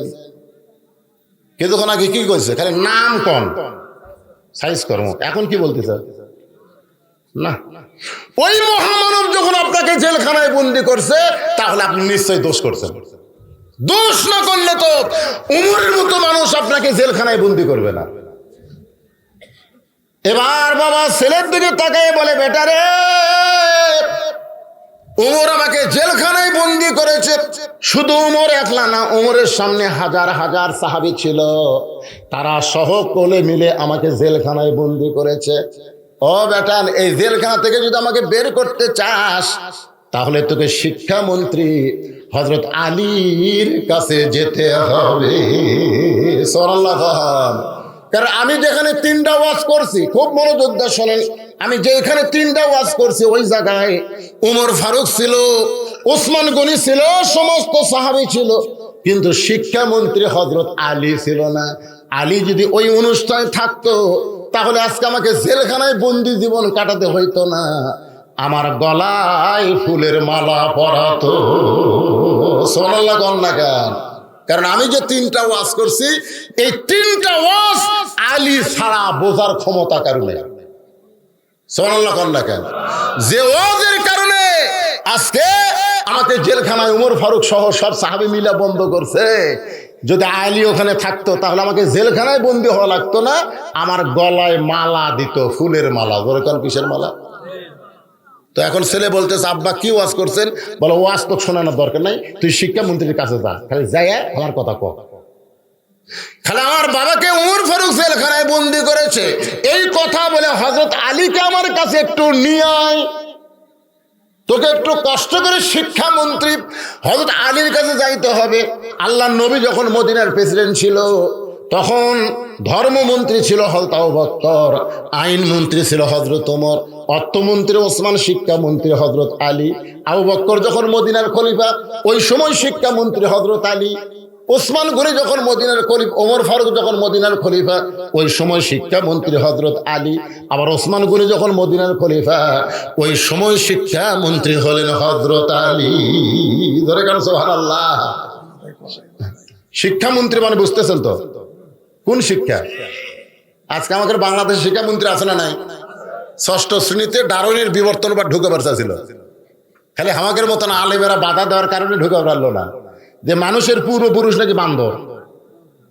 মানুষের পূর্বপুরুষ কি? আল্লাহ রাসূল বলেছেন, শোনেন কোন শিক্ষা শিক্ষামন্ত্রী শোনেন। রাসূল বলেছেন, খায়রুকুম মান তাআল্লামাল কুরআনা ওয়া আল্লামাহ। ওই ব্যক্তির চাইতে সম্মানী দামি কোনো ব্যক্তি নাই, যেই ব্যক্তি আল্লাহর রাস্তায় কোরআন পড়ে এবং কোরআনের শিক্ষা দেয়। দরকার সুবহানাল্লাহ। তাহলে আমাদের শিক্ষামন্ত্রী বর্তমান যেটা আছে, প্রাইমারির দাম দিছে, কিন্তু এই মাদ্রাসার কথা কয় না, কেন দেয়নি কন্ত? এই মাদ্রাসার মাহফিলের অতিথি কিন্তু এমপি হয়, চেয়ারম্যান হয়, কিন্তু এই মাদ্রাসায় কিন্তু এমপি চেয়ারম্যানের বেটারা পড়ে না। যাদের মাথার পাগড়ি দেওয়া হলো, দুটা তো অন্য থানার, একটা এই এলাকার। খোঁজলে দেখেন, এলাকারটারই খোঁজলে দেখেন, এর বাপের অবস্থা খুব একটা ভালো নয়, গরিব মানুষ নয়। আজকে আমরা যদি ধনী মানুষের সন্তান হতাম, বুঝলেন, আজকে মসজিদের সব ইমাম গরিব। দেখেন সব জিনিসের দাম বাড়িছে, ইমামের দাম বাড়েনি, বাড়ছে। যখন সোয়াবিন তেল 80 টাকা ছিল তখন ইমামের বেতন 5,000, এখন 200 টাকার কাছে 5,000। যখন গরুর গোস্ত 400 টাকা তখন ইমামের বেতন 5,000, এখন 700 টাকার কাছে, তাও 5,000। সব জিনিসের দাম বাড়লো, কিন্তু ইমামের দাম বাড়লো না, মুয়াজ্জিনের দাম বাড়লো না। কারণ গরিব মানুষের চল যদি কথা চাকরি না, এই জন্য গরিবের সওয়াল থেকে মুখ বন্ধ। এই মাদ্রাসার যারা চাকরি করতেছে এর বেতনের খবর কি মালিক ভাই? মাদ্রাসার যারা আছে বেতন বাড়াচ্ছেন, জিনিসপত্রের দাম তো বাড়লো, বাড়াচ্ছেন, কুটি চলে যাচ্ছে। যারা দেখতেছেন ঘুরতেছে, ওরা ঘোরা পেটে ভাই, চলে যাবে, এখন যাবে, যে কম দেন টাকা দেন তখনই চলে যাবে। আমি একটা লোক ওটা দেখিনি, যারা লোক তারা উঠছে একটা পেশাব করার জন্য 2-1টা, এরা তো লোকই নয়, এরা লোক দেয়, এরা বাপের পকেট মারা খায়। ওরা মাদ্রাসার দান করবে, ওরা 10টা টাকা পেলে নেট কিনে, ইন্টারনেট কিনে, ধরে কোন কথা ঠিক কিনা? এরা ফ্রি ফায়ার পাবজি খেলে এই করতেছে, এরা লোক। এইরকম লোক উঠে গেলে তো আমার কোনো সমস্যা নাই। যে কয়টা জনগণ লোক তারা সব ঠিক আছে। কে বাবু মুরব্বী, তুই বার উঠলে কেন বাজার? শোনেন, অত্যন্ত গুরুত্বপূর্ণ বিষয়। যদি আমাকে জেলখানা থেকে বার করবার চাও, তাহলে শিক্ষামন্ত্রী হযরত আলীর কাছে যাও। কার কাছে? এখন বলতেছে বাবা, শিক্ষামন্ত্রী হযরত আলীর বাড়ি কোন জায়গায়? বাড়িটার সদর দপ্তরে কি আমি ঢুকতে পারবো? যদি প্রোটোকল মেনটেন করতে হয়, একটা এমপির কাছে গেলে চামচা করে খাজনা দিয়ে দেওয়া লাগে, জোরে কোন কথা ঠিক কিনা? তাহলে শিক্ষামন্ত্রী মানে কতটুকু জায়গার শিক্ষামন্ত্রী? বাংলাদেশের মতন 96টা দেশের শিক্ষামন্ত্রী। এইদিকে যা, এইদিকে গেলে পাবি, যা। বাপের কথা মতো ছোট্ট বাচ্চা হযরত আলীর বাড়ির দরজায় গিয়ে দেখে দুইটা যুবক দাঁড়িয়ে আছে, 2 জন দাঁড়িয়ে আছে। একজনের নাম হাসান, আর একজনের নাম হইল হোসাইন। ছোট্ট বাচ্চা বলতেছে, আপনারা কে গো? আপনাদের নাম কি? বলে আমাদের নাম হলো হাসান হোসাইন। তাহলে এটাই তো শিক্ষামন্ত্রীর বাড়ি। আমি একটু শিক্ষামন্ত্রীর কাছে এসেছি। এই কথা শোনার সঙ্গে সঙ্গে হযরত আলী ঘর থেকে বের হয়ে বললেন, বাবা তুমি ছোট্ট মানুষ, তোমার শিক্ষামন্ত্রীর দরকার কি? বলে আমার দরকার না, আমার বাবার দরকার। আমার বাবাকে হযরত ওমর জেলখানায় বন্দি করেছে 3টা ওয়াজ করার কারণে। এখন কি ওয়াজ আমার বাবা করলো আর তাকে জেলখানায় বন্দি করলো? আপনি নাকি ওই অনুষ্ঠানে ছিলেন না। আপনি যদি থাকতেন তাহলে জেলখানায় বন্দি করতো না, আমার বাবার গলায় ফুলের মালা পরায়া দিত। এখন কষ্ট করে আপনাকে আমার বাবার কাছে জেলখানায় যাওয়া লাগবে। হযরত আলী শিক্ষামন্ত্রী ওই ছেলের হাত ধরে জেলখানার দরজায় বেদিন সাহাবীকে লক্ষ্য করে বলে, কি ওয়াজ করেছো ভাই? বলে 1 নম্বর ওয়াজ হলো ইন্নী উহিব্বুল ফিতনা, আমি ফিতনাকে মহব্বত করি। 2 নম্বর ওয়াজ হলো আশহাদু মা লাম আরা, আমি না দেখা জিনিসের সাক্ষী মারি। আমার 3 নম্বর ওয়াজ হলো ইকরাহুল হক, আমি হককে পছন্দ করি না।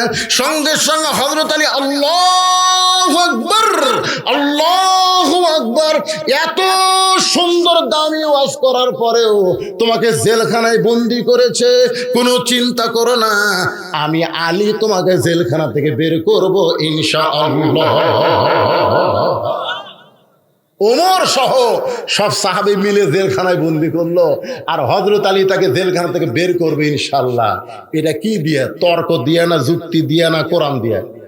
সেই কোরআন যে কোরআন কাছে থাকলে সব সমস্যার সমাধান দিতে পারে আল কোরআন। আজকে সেই কোরআনের মাদ্রাসা, কোরআনের মাহফিল ভাই, সুলতান মাহমুদ গজনবীর সুলতান রাস্তা দিয়ে প্রধানমন্ত্রী নিয়ে যাচ্ছেন। প্রধানমন্ত্রী বলতেছে, জাহাপনা আমার বিদ্যা বুদ্ধি না থাকলে আপনি আমাকে এই পদ দিতেন। তখন সুলতান মাহমুদ বলতেছে, এই তোর এতই যখন বুদ্ধি প্রধানমন্ত্রী, ওই পুকুরের মধ্যে কয় গিলাস পানি হবে ক?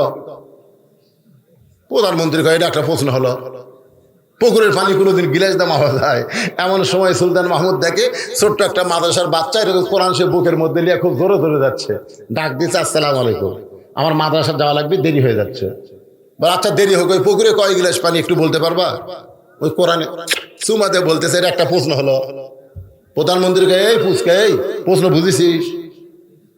ওই পুকুরে কয় গিলাস পানি হবে দুনিয়ার কে বলতে পারবে রে? ছোট্ট বাচ্চা বলতেছে, কোরআনের জ্ঞান যাদের মধ্যে আছে তারা বলবার পারবে। গিলাসটা যদি পুকুরের সমান হয় তাহলে 1 গিলাস, আর অর্ধেক হলে 2 গিলাস, 4 ভাগের 1 ভাগ হলে 4 গিলাস। এখন গিলাস কত বড় হবে? 1 গিলাস বানান। সুলতান মাহমুদ দৌড়ে গিয়ে বলতেছে, আল্লাহ তোমার রাসূল বলেছে, খায়রুকুম মান তাআল্লামাল কুরআন ওয়া আল্লামা, এই কোরআনের জ্ঞান যার মধ্যে থাকবে তার মতো জ্ঞানী কেউ হবে না। তা আপনাদের ছোট বাচ্চার হাতে এই কোরআন শরীফ তুলে দেওয়ার দরকার আছে না নাই? কারা কারা তুলে দিবেন? আল্লাহকে একটু হাত দেখেন ভাই, আল্লাহ দেখেন ভাই রে, আল্লাহ দেখেন। হাত তুলবেন না, লুলে হবে রে হাত। কে মালিক ভাইয়ের ছেলে আছে, তাও হাত তুলছে, কারণ কি? ছেলে পারেনি লাতিফ দিবে, লাতিফ পারেনি লাতির বেটা দিবে। জোরে করে কথা ঠিক কিনা? নিয়ত করে হাত তুলে হাত নামান। এই কোরআন শরীফ বাচ্চার হাতে দিবার গেলে এই মাদ্রাসাগুলো টিকায় রাখতে হবে। মাদ্রাসা টিকায় থাকতো যদি করোনা আর 3 বছর থাকতো। জোরে কোন ঠিক কিনা? আর 3টা বছর। কবুল করো, কবুল করো মোদের কামনা, দানকারীকে দিবেন জান্নাত আল্লাহ নিরাশ। ভাইজান আল্লাহর হস্তে ভাই, আপনার একটু সামনে আসেন তো, যারা গেছে যাক। ও ভাই ওঠেন, এই সামনে আসেন, বাকি ওয়াজটা শোনেন। ভাই আসেন আসেন, সব সামনে, খালি ওঠেন আর এসে সামনে বসেন। 2 বছরে কোনো ব্যারাম ধরবি না রে, ওঠার জন্য 1 বছর, বসার জন্য 1 বছর, খালি ধাড়ি দিয়ে উঠবেন। এটা কোরআনের মাহফিল। এই কোরআনকে আল্লাহ যাবত রোগের ঔষধ হিসাবে নাজিল করেছে মুমিনদের জন্য। আসেন সামনে আসেন, আসেন সবাই সামনে আসেন। শরীরের মধ্যে যে কেশ রয়েছে একটু অলসতার সব দূর হয়ে যাবে। সামনে এসে বসেন, আসেন সবাই সামনে আসেন তো, উঠে আসেন, ওঠেন। স্ক্রু দিয়ে কি নাট আটকে দিতে নাকি? আসেন সামনে আসেন, আসেন আল্লাহর রাস্তা জিকির করেন আর সামনে আসেন। লা ইলাহা ইল্লাল্লাহ, লা ইলাহা ইল্লাল্লাহ। আল্লাহ তোমার বান্দা মুসাম্মাদ, বান্দি মুসাম্মাদ খোতেজা এক এই যে খোতেজা 1000 টাকা নগদ, সে টাকা কোটি এই স্লিপের নগদ গুলো টাকার সাথে দেওয়া লাগবে। নাম হলো মোহাম্মদ সফুরা, 200 টাকা নগদ দান করেছে। আল্লাহ দানকে কবুল করেন। নাম হলো আঙ্গুর, 1000 টাকা ওয়াদা, এটা বাকি ওয়াদা করছে 1000 টাকা, আল্লাহ কবুল করেন। রোকসানা 500 টাকা ওয়াদা করছে, আল্লাহ কবুল করেন। শাহাদত স্কুল পাড়া 500 টাকা দান করেছে, আল্লাহ কবুল করেন। রোকেয়া আয় আল্লাহ 500 টাকা নগদ। এই নগদের টাকা কোথায়? আপনার যদি পান তো আমার আপত্তি নাই, আর যদি কারো পকেটত যায় নিয়ে মানুষের টাকা উঠি গেল। দেলোয়ার বালু ভরা 500 টাকা বাকি দান করেছে, আল্লাহ তার দানকে কবুল করেন। আল্লাহুম্মা আমিন। নাম হলো মানুষ আসার মা, 500 টাকা রে কি লগত না বাকি তা লাগেনি। আল্লাহ 500 টাকা দান করেছে। আহাদ আলী 500 টাকা বাকি, আল্লাহ দানকে কবুল করেন। কালাম 20 কেজি ধান দান করেছে, আল্লাহ কবুল করেন। সালাম 20 কেজি ধান দান করেছে, আল্লাহ কবুল করেন। রেণুকা বাকি 500 টাকা, আল্লাহ দানকে কবুল করেন। মোহাম্মদ আসাদ 500 টাকা নগদ করছে দান, এরকম টাকা সহ স্লিপ দিয়েছে, এটা হলো নগদ। 500 টাকা দান করেছে, আল্লাহ তার দান কবুল করেন। মোহাম্মদ সুরজ লক্ষণপুর 2000 টাকা দান করেছে, আল্লাহ সুরজের দানকে আল্লাহ কবুল করেন। রাশিদুল সোনারপাড়া 500 টাকা বাকি দান করেছে। ইসলাম হোসেন 500 টাকা দেওয়ানপাড়া থেকে দান করছে, আল্লাহ কবুল করেন। মোহাম্মদ সেকেন্দার 1000 টাকা বাকি দান করেছে, আল্লাহ কবুল করেন। আলতাফ হোসেন সোনারপাড়া 20 কেজি ধান দান করেছে, আল্লাহ কবুল করেন। মামনুর রশিদ খামারাতিতা 40 কেজি ধান করছে দান, আল্লাহ দানকে কবুল করেন, আমাদের মধ্যে বরকত দিবেন। মোহাম্মদ রনি লক্ষণপুর 1000 টাকা বাকি দান করেছে, আল্লাহ কবুল করেন। আব্দুর রাজ্জাক বাসারি গ্রাম 20 কেজি ধান দান করেছে, আল্লাহ কবুল করেন। মোস্তাকিম খামারাতিতা 10 কেজি ধান করছে দান, আল্লাহ কবুল করেন। রাজু পিতা হিটলার, পিতার নাম হিটলার খান, চিনেন? হেলা রাজু চিনেন? 1 মণ ধান দান করছে, আল্লাহ দানকে কবুল করেন। আলতাফ 500 টাকা 20 কেজি ধান বাকি দান করেছে মন্ডলপাড়া রতনের বাবা আলতাফ 500 টাকা এবং 20 কেজি ধান দান করেছে, বাকি আল্লাহ কবুল করেন। নাম হলো হেলাল উদ্দিন 1000 টাকা দান করেছে, আল্লাহ কবুল করেন। মোতালেব লক্ষণপুর 1 মণ ধান দান করেছে, আল্লাহ কবুল করেন। নাম হলো বালু ভরা মোহাম্মদ মোসাম্মদ আনোয়ারা 500 টাকা ওয়াদা করছে, আল্লাহ দানকে কবুল করেন। রাহাত আলী দারাজপাড়া 500 টাকা ওয়াদা করেছে, আল্লাহ কবুল করেন। কামাল খামারাতিটা 20 কেজি ধান দান করছে, মা শহীদ 1000 টাকা বাকি দান করেছে, আল্লাহ শহীদানা শহীদ, আল্লাহ 1000 টাকা দান করেছে, আল্লাহ দানকে কবুল করেন। আল্লাহুম্মা আমিন। এই মাদ্রাসার সেক্রেটারি কে? আপনি তো সভাপতি করলেন, মাদ্রাসার সদস্য করা লাগবে ভাইজান। মাদ্রাসা চালাবার গেলে মাদ্রাসার দাতা সদস্য করা লাগবে, কমপক্ষে 313টা বদলি সাহাবীর সদস্য। এগুলো দাতা সদস্য, মাসে 100 বছর 1200 করে দিবি, মাদ্রাসা এমনি চলবে। হ্যাঁ, এরকম সদস্য করা লাগবে।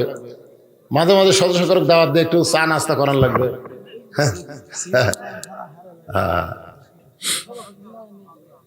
মাদ্রাসার সদস্য নাই, এই মাদ্রাসা ইমামবাড়ি এলাকার লোকেরা মাদ্রাসার সদস্য, সেটারই তো আপনি। হ্যাঁ, কেশিয়ার কুটি কেশিয়ার সবই, এটা সহসভাপতি, এটা সেক্রেটারি, এটা কেশিয়ার, এটা 3 জনক 3 পদ না দেয়, 1 জনক সব পদ দিয়েছে।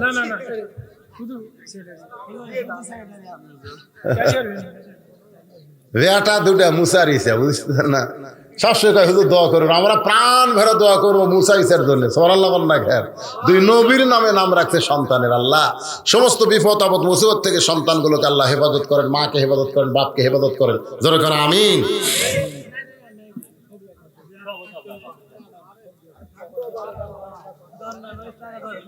হ্যাঁ,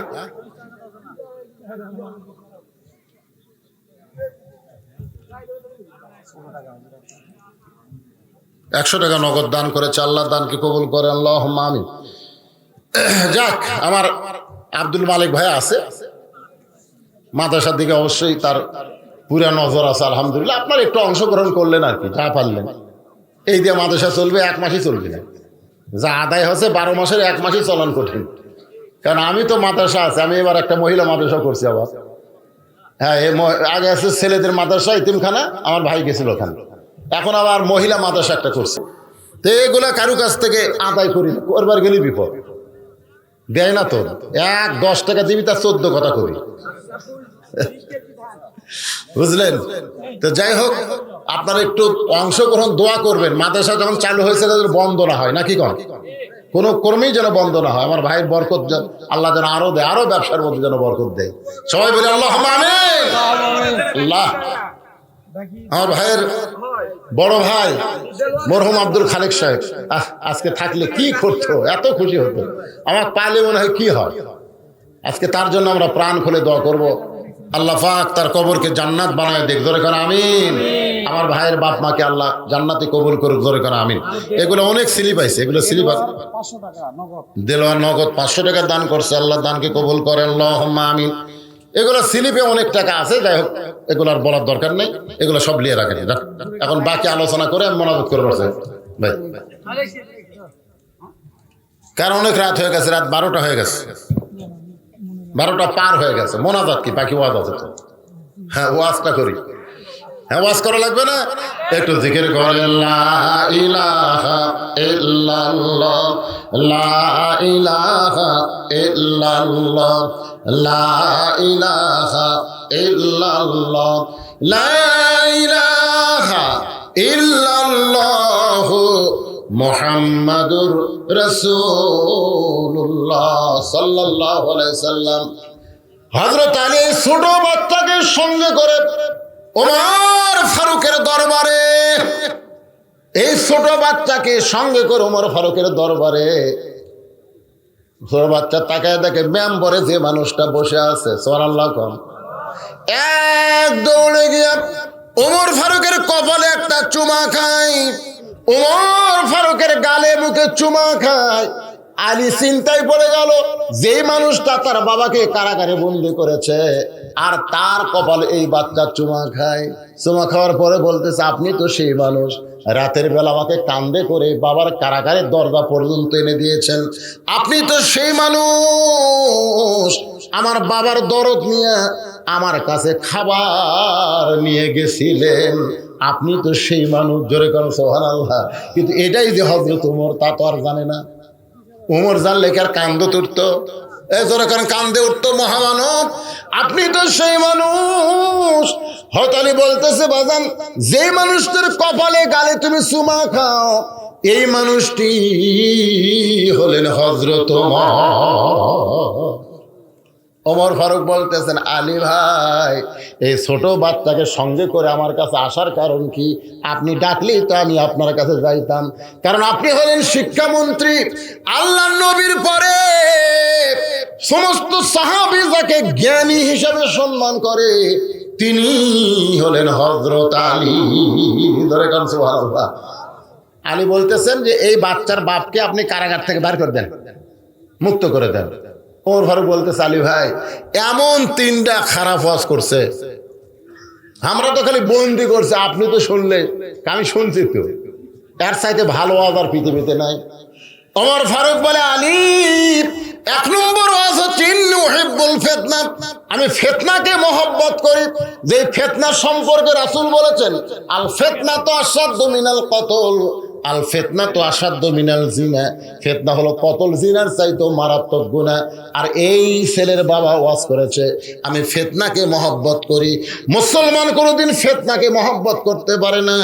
আলী বলতেছে, আপনি কি আল্লাহর কোরআন পড়েন নাই? কোরআনে আল্লাহ বলেছেন, ইন্নামা আমওয়ালুকুম ওয়া আওলাদুকুম ফিতনা, নিশ্চয় সম্পদ আর সন্তান তোমাদের ফিতনা, বিপদের কারণ। এরপরে দুনিয়ার সমস্ত মানুষ সম্পদ আর সন্তানকে মহব্বত করে। করে কি করে না? আপনাদের সকলের পকেটে টাকা আছে না নাই? যখন আছে না নাই? ব্যাগ যখন গেল তখন টাকা সম্পদের মহব্বতে আপনারা কিন্তু মাদ্রাসা জান্নাতের ব্যাংকে টাকা দেওয়া, তা আপনারা দিলেন না। আপনি যে টাকাটা ব্যাগত দিলেন না, এই টাকা কিন্তু বাংলাদেশের কোনো ব্যাংকে জমা হচ্ছে না, এই টাকা জমা হচ্ছে আল্লাহর জান্নাতের ব্যাংকে আপনার নামে। ধরে কোন অথচ টাকার মহব্বতে আমরা 10 টাকা বের করছি, সাইড করছি, 100 টাকা 500 টাকা সাইড করে থিয়ে 10 টাকা আমরা দিয়ে দিচ্ছি। কিসের মহব্বত? এই যে আল্লাহ বলতেছে, ইন্নামা আমওয়ালুকুম, তোমাদের ধনসমূহ, ও আওলাদুকুম, তোমাদের সন্তান সমূহ ফিতনা, বিপদ, তারপরেও তোমরা মহব্বত করবা। এই সন্তানগুলো যারা নামাজ পড়ে না, দেখবেন খাওয়ার সময় বাপ কিন্তু ডাকতেছে, আব্দুল্লাহ আয় ভাত খাই, আয়। দুপুরে খাওয়ার সময় বাপ ডাকতেছে বেটা, অথচ জোহরে নামাজের সময় ডাকেনি। নামাজের সময় তো ডাকে না, আব্দুল্লাহ আয় মসজিদে যাই, মসজিদে যাওয়ার সময় ডাকেনি, খাওয়ার সময় ডাকতেছে। তাহলে যে সন্তানকে বাপ নামাজের সময় ডাকে না, খাওয়ার সময় ডাকে, ওই কি রহমত না বিপদ? কথা কয় না, রহমত না বিপদ? বিপদ মানে ফিতনা। তাহলে ফিতনাকে মহব্বত করে। এই কারণে লোকটা বলেছে, আমি ফিতনাকে মহব্বত করি।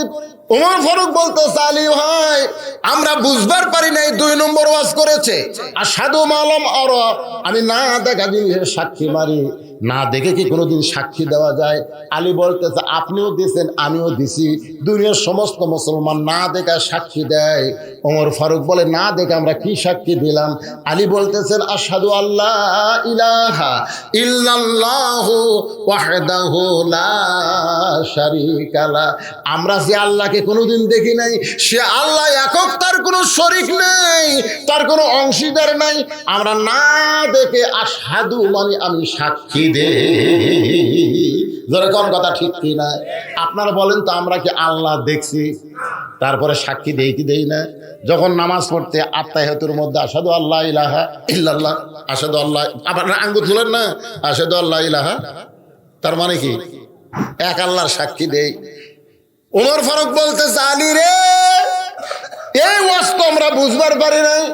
3 নম্বর ওয়াজ করেছে ইকরামুল হক, আমি হককে পছন্দ করি না, অথচ আল্লাহ কোরআনে বলেছেন ওয়াতাওয়াসাউ বিল হক, হকের কথা বলতে হবে, হক পথে চলা লাগবে। আর এই ছেলের বাবা বলেছে, আমি হককে পছন্দ করি না। আলী বলতেছেন, ঠিকই তো বলেছে, কারণ দুনিয়ার কোনো মানুষ তো হক পছন্দ করে না। বলে, এইটা আবার কোন হক? আলী বলতেছেন, জাত সাকারাতুল মাউত হক, প্রত্যেকটা মানুষের জীবনে মৃত্যু হক, মৃত্যুর চাইতে সত্য কিছু নাই।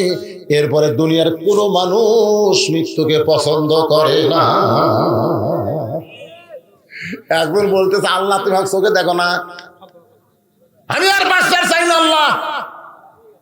তখন আজরাইল আসে বলতেছে ভাই তুই তো বাঁচতে চাস না, আল্লাহ বলে তোকে দেখবার পায় না, তা আমি আসছি। না রে ভাই আমি আল্লাহ বলতেছি চোখে দেখে পাইস না আল্লাহ, আমি আর বাঁচতে চাই না, 2 মণ বস্তা আমি কেমনে তোনো ভাই, তা আমার এই কান্দর তুলে দিত। আজরাইলকে বলতে তার কান্দর তুলে দে, আমি কি মরার জন্য ডাকছি তাই এ বস্তা কান্দর তুলে পারতেছে। এখন স্বামীর হাতে ক্যান্সার, 1 মাস পরে মরবি, বউ দেখালে কান দিচ্ছে আর কবলত হাত মারতেছে। আরে আমার হায়াত যদি আল্লাহ তোমাকে দিত আর তোমার মৃত্যু যদি আমাকে দিত, বাঁচতে চাই না, যার স্বামী মরে যাবি তার বেঁচে লাভ কি? আল্লাহ আমার হায়াত আমার স্বামীকে দেওয়া আল্লাহ। স্বামী খালি কান দেওয়ার কয় রে তোর মতন বউ পাওয়া হলো ভাগ্যের ব্যাপার রে, না আমি মরে যাবো, আমি বাঁচা কি করবো, আপনি বাঁচেন। একেবারে স্বামী স্ত্রী এক ঘরে ঘুমাইছে, ওই বাড়িতে একটা আইডিয়া গরু আসছিল, তোর এখন কি গরু, আইডিয়া গরু। রাত্রে দড়ি ছেড়ে খাবার খুঁজতেছে, কিন্তু দরজা বন্ধ, খাবার বাড়িতে নাই। একটা সিলভারের পাতিল বারান্দা, আইডিয়া পাতিলের কাছে যায় দেখে তলা চিটা লেলি, কিন্তু মুখ চোখ দেখা পায়, কিন্তু মুখ হাতত পায় না। এ চিটা লেলে দিবে তো হাতত পায় না।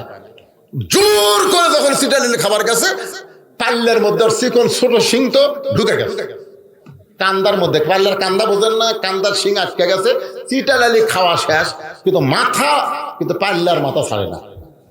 আর এত আর কিছু দেখতে পায় না, কোন ঘর যায়, গোয়াল ঘর বাদ দিয়ে স্বামী স্ত্রী যে ঘরে ঘুমাইছে ঘরে হো হো করে ঢুকছে। বউ চিল্লায় বলতেছে বাবা আজরাইল ওই যে ক্যান্সার রুগী বাবা। আমরা মানুষ কিন্তু 2 জন, আমি কিন্তু লই ওটা ওটা। স্বামী চিল্লায় কয় কি আজরাইল আইছে তোমাকে দেখা দিলাম, তুই না দিনের বেলা কইলি আমার হায়াত আল্লাহ আপনাকে দেখ, আপনার মৃত্যু আমাকে দেখ। এটা মুখে বলা যায় গো, কিন্তু আসলে কেউ মরবার চায় না। ধরে কোন কথা ঠিক কিনা? জাত সাকারাতুল মাউত হক, মৃত্যুর চাইতে সত্য কিছু নাই। এরপরে এই হককে আমরা কেউ পছন্দ করি না। লোকটা এই কারণে ওই কথাটা বলেছে। সঙ্গে সঙ্গে ওমর ফারুক এক দৌড়ে গিয়ে 2 সাহাবীকে কারাগার থেকে বের করে বুকের মধ্যে নিয়ে বলতেছে আলী যদি না থাকতো তাহলে আমরা সবাই হালাক হয়ে যেতাম, ধ্বংস হয়ে যেতাম। আজকের আলোচনার ভিতর দিয়ে পবিত্র কোরআনের খালি শাব্দিক অর্থ বুঝলে হবে না, এর তথ্যগত অর্থ আমাদের জানতে হবে। আল্লাহ বললেন এরাই হলো ধর্মের নামে সবচাইতে বড় মিথ্যাবাদী, ওরাই হলো সবচাইতে বড় মিথ্যাবাদী, যারা অনাথ এতিমকে আশ্রয় দেয় না। এই যে মাদ্রাসা, এই যে এতিমখানা, গরিবের সন্তান লেখাপড়া করে, এদেরকে যারা আশ্রয় দেয় না, টাকা পকেট ভরা গোলা ভরা ধান, এরা হলো সবচাইতে বড় মিথ্যাবাদী। ওরা গরিবদের ওরা গরিবদের সামনে খাবার দেয় না, নিজে 6 তরকারি 7 তরকারিতে ভাত খায়, বাড়ির পাশে একটা গরিব 2 দিন হলে খায় নাই, অথচ ওই গরিবের দিকে ওরা খেয়াল নাই। আল্লাহ কোরআনে বলতেছেন এরাই হলো ধর্মের নামে মিথ্যাবাদী। কারণ আল্লাহ হলো সমস্ত সম্পদের মালিক, আমরা কিন্তু সম্পদের মালিক না। আল্লাহ আমাদেরকে দিয়েছে পরীক্ষা করার জন্য। ধরে কারণ ঠিক কি না? আমি তো মালিক, তোর পকড় দিছি, দেখি তুই কি করিস। আমার আমার আল্লাহ কয় তোর লয়, তোর লয়। আমি নিজের চোখে দেখছি, ওই যে কুন্দার হাট থেকে যখন আপনার বগুড়া আসবেন গোয়াহিল রোডে, ওই রোডে একটা অ্যাক্সিডেন্ট হয়েছে গাছের সাথে বেঁধে। ওর দেখবার গেলে দেখে একটা লোকের সবই ভালো আছে, আঙ্গুল নাই, মানে হাতত একটা সোনার আংটি আছিল, এই আংটি খুলবার যে চোর পারেনি, আঙ্গুল কাটালে চলে গেছে। এই আংটি কিন্তু বহুবার দেখিছে রে, আংটি আমার রে, খালি মরিয়া দেখ কার। আজকে টাকা পয়সা সহায় সম্পত্তি সব খেয়ে যাচ্ছেন, কার জন্য রেখে যাচ্ছেন? নিজের জন্য কি করতেছেন? এই জন্য তো গায়ক তার গানের মধ্যে বলেছেন, কিন্তু সেদিন ডাক পড়িবে কবর মাঝে যাইতে, জোগাড় কিছু করছো বন্ধু তার মাঝে বিছাইতে, ডানে কবর বামে কবর, নিচে কবর আছে যে, উপর দিকে ছায়া দেখো বাঁশের ছাউনি দিছে কে। যে কোনো সময় আমাদের মৃত্যুর ডাক আসবে। ধরে কর কথা ঠিক কিনা? এই ডাক আসার আগেই আমরা এই মাদ্রাসার হিতাকৃত হই, কোরআনের মহব্বতের পাগল হই। যারা দিবার পারেন নাই আপনারা দিবেন ইনশাল্লাহ। আপনাদের সন্তানগুলোকে মাদ্রাসায় দিবেন ভাই, সবাই দিবেন রে, ধনী গরিব সবাই সন্তানকে কোরআন শরীফ শিক্ষা দিবেন। আপনি মরে গেলে রব্বির হামহুমা কামা রব্বায়ানি সাগীরা বলে চোখের কোনায় সামান্য পানি যদি আনতে পারে, সন্তানের কান্না, বাবার ওই আযাবুল কবরকে আল্লাহ জান্নাতের বাগান বানায় দিবে। হ্যাঁ, নিজের সন্তান কানলে আমাক দা ভাড়াটিয়া কাম হবি না তো। নিজের সন্তান রব্বির রহমহুমা কামা রব্বায়ানি সগীরা। সবাই আস্তাগফিরুল্লাহ পড়েন, আস্তাগফিরুল্লাহ রব্বি মিন কুল্লি জামবি ওয়া তুবু ইলাই লা হাওলা ওয়ালা কুওয়াতা ইল্লা বিল্লাহিল আলিয়্যিল আযীম। আল্লাহুম্মা আমিন। আল্লাহুম্মা আনতাস সালাম ওয়া মিনকাস সালাম তাবারাকতা ইয়া যাল জালালি ওয়াল ইকরাম। আয় আল্লাহ তাআলা দীর্ঘ সময় ইমাম বাড়ি আল্লাহ ইতিমখানা মাদ্রাসা কমিটি কর্তৃক আয়োজিত আজকের এই তাফসীরুল কোরআন মাহফিল জান্নাতের বাগানে তোমার হাজার হাজার বান্দা বান্দীদের সঙ্গে করে আখিরে মোনাজাতে দুইখানা হাত তুলেছি। আল্লাহ মেহেরবানি করে আজকের মাহফিল আমাদের সকলের হেদায়েতের জন্য, নাজাতের জন্য, জান্নাতের জন্য কবুল করে নাও। আল্লাহ এই মাহফিলের শুরু থেকে শেষ পর্যন্ত যে আলোচনা হয়েছে আল্লাহর মধ্যে যদি ত্রুটি হয়, ভুল হয়, মাফ করে দাও। এর যা হাদিয়া মঞ্জুর করো সোনার মদিনায় নবী পাকের রওজা মুবারকে আল্লাহ কবুল করে নাও। তামাম আম্বিয়া কেরাম, আসহাবে কেরাম, তাবিঈ কেরাম, তাবা তাবিঈ কেরাম, তামাম পৃথিবীর মাটির নিচে যত মুমিন মুমিনাত শুয়ে আছে আল্লাহ সকলের আরওয়াহ পরে হাদিয়া কবুল করেন। আয় আল্লাহ তাআলা মাদ্রাসা আছে গোরস্থান, এই গোরস্থানে যাদের কবর হয়েছে আল্লাহ সব কবরগুলোকে জান্নাতের টুকরা কবুল করে নেন। এই মাদ্রাসাকে কিয়ামত পর্যন্ত কবুল করেন। এই মাদ্রাসার প্রতিষ্ঠাতা, মাদ্রাসার জায়গা দান করি, এই মাদ্রাসার সম্মানিত সভাপতি, মাদ্রাসার পরিচালক, মাদ্রাসার সেক্রেটারি, মাদ্রাসার ক্যাশিয়ার, মাদ্রাসার সদস্য, এই মাদ্রাসা কমিটি, মাদ্রাসার হিতাকাঙ্ক্ষী, মাদ্রাসার দাতা সকলকে এই মাদ্রাসার ওসিলায় আল্লাহ জান্নাতি কবুল করে নেন। আজকে যারা নগদে বাকিতে দান করেছে আল্লাহ সকলের দানকে কবুল করেন। আমার মা বোনদের দানগুলো আল্লাহ আপনি কবুল করে নেন। আমরা যারা হাত তুলেছি আমাদের মধ্যে আমাদের জ্বলন্ত কোনি মা যাদের কবরে গেছে আল্লাহ মায়ের কবর জান্নাতের টুকরা বানান। আমি সহ আমরা যারা বাবা হারাতিম হয়ে গেছি আল্লাহ মেহেরবানি করে বাবার কবরকে জান্নাতের টুকরা বানিয়ে দেন। আমার আব্দুল মালিক ভাইকে কবুল করেন, তার বড় ভাই আব্দুল খালেক দুনিয়াতে নেই, তার কবরকে আল্লাহ জান্নাত বানিয়ে দেন। মাদ্রাসার সেক্রেটারি বারবার আমাকে বলে হুজুর আমার দুইটা ছেলে সন্তান তারা পেটের মধ্যেই মৃত্যুবরণ করেছিল, কিন্তু আল্লাহ তাআলা আবার তাদেরকে জীবিত করে আমার কোলে দিয়েছে। ঈসা মুসাকে আল্লাহ আপনি ভালো রাখেন, সুস্থ রাখেন, হায়াত দারাজ করেন, বাপ মার কলিজা ভরায় দেন গো আল্লাহ। আমি গুনাহগার বলে দোয়া ফিরায় দেন না। এতগুলো মানুষের মধ্যে যার দুই কানাত পছন্দ হয় এই দুই হাতের ওসিলায় গোটা মাহফিলকে আল্লাহ আপনি কবুল করে নেন। আব্দুল মালিক ভাইয়ের ব্যবসা বাণিজ্যের মধ্যে আল্লাহ বরকত দিয়ে দেন। অনেক জায়গায় তিনি টাকা পয়সা দেন, জাকাতের টাকা দেন। আল্লাহ এরকম মানুষকে হায়াত দারাজ করেন আল্লাহ, তার বাপ মার কবরকে জান্নাতের টুকরা বানায় দেন আল্লাহ। কে কোন নিয়তে হাত তুলেছে আল্লাহ সকলের নেক নিয়ত নেক আশা কবুল করেন।